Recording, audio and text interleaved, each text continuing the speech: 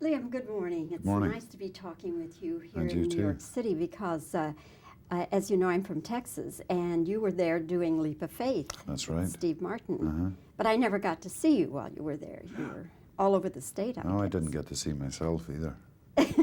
We were in Plainview and Amarillo and Dallas, and it was unbelievably hot. And the nicest people in the world. I'm not saying that because you're from Texas, but great people, really great.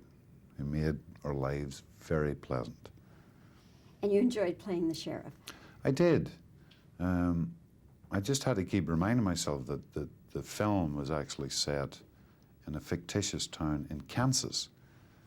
So all the time I'm hearing Texas accents, so I had to just try and keep my Midwest, you know, but whether it succeeded or not, I'm not sure. I know there's a lot of Texas accents in the film, but I'm stubbornly sticking to my Midwest drawl rather than a Texas accent, but, well. Worked out okay. It worked out okay. Yes. Sure. Then did you go from the heat of Texas to Vermont to start making? No, Ethan Frome last January, February. And we finished that in March of last year. And Leap of Faith started in June, I think it was. So you went from the cold to the heat, Yeah. as it were. From intense cold to doubly intense heat. Had you ever worked on a film where it was that arduous as far as the elements are concerned? I actually did a remake of Mutiny on the Bounty about 10 years ago with Mel Gibson and Anthony Hopkins, and we were in Tahiti, which sounds like paradise, which it was for like 9 days. But when you're stuck there for like 3 months on board a boat, and the reflective heat from the sea was like really, really getting to people, and seasickness and stuff like that, you know. So we were all going about with these little patches behind our ears to ward off seasickness and stuff, but that became very arduous, you know. And for how many weeks? Well, 3-4 months in total, Ooh. I think it was. Yeah, We got great suntans, you know, but we're going stir crazy. There's I forget the medical name. It's the opposite of cabin fever. When you're on a small island surrounded by water all the time, you just, after a few weeks, you would find yourself getting very irritated at the tiniest little things, you know, which is actually what happened to mutineers in 1789. Captain Bligh's mutineers, they just started going for each other, you know, because they were in this totally different culture and surrounded by water. Liam, let's talk about Ethan Frome, because I thoroughly enjoyed this picture. And Thank I'm you. fascinated by the fact that here we have Ethan Frome, Edith Wharton novel, and we're going to very soon have The Age of Innocence, Mhm. another Edith Wharton novel. Uh-huh. What is this sudden interest in films on her novels? I think it was, it started life off as a legal problem because she, at the time she was writing, it was the silver screen, silent movies, and apparently she, so I'm told, she detested them. She never wanted any of her work to be transposed to the screen. And in fact, there was a film version started of Ethan Frome. They did master shots, landscape shots. And I think it was Henry Fonda and Bette Davis, and some other Hollywood ingenue of that period.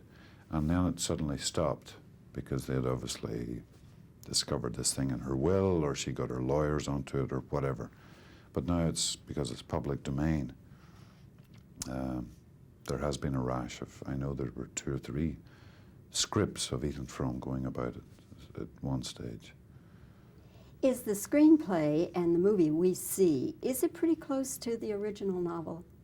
Yes, it is, most certainly in spirit and in characterization, and in lines, and certain dialogue has been lifted straight from the book. And I think it's very, very faithful to it.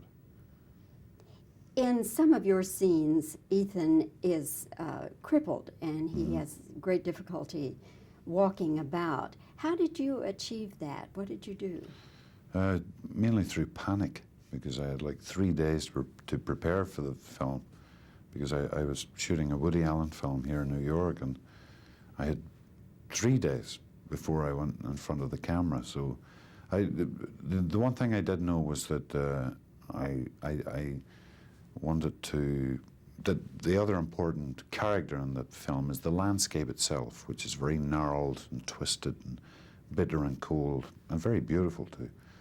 But for the purposes of our story, it's gnarled and hard and harsh. So I wanted to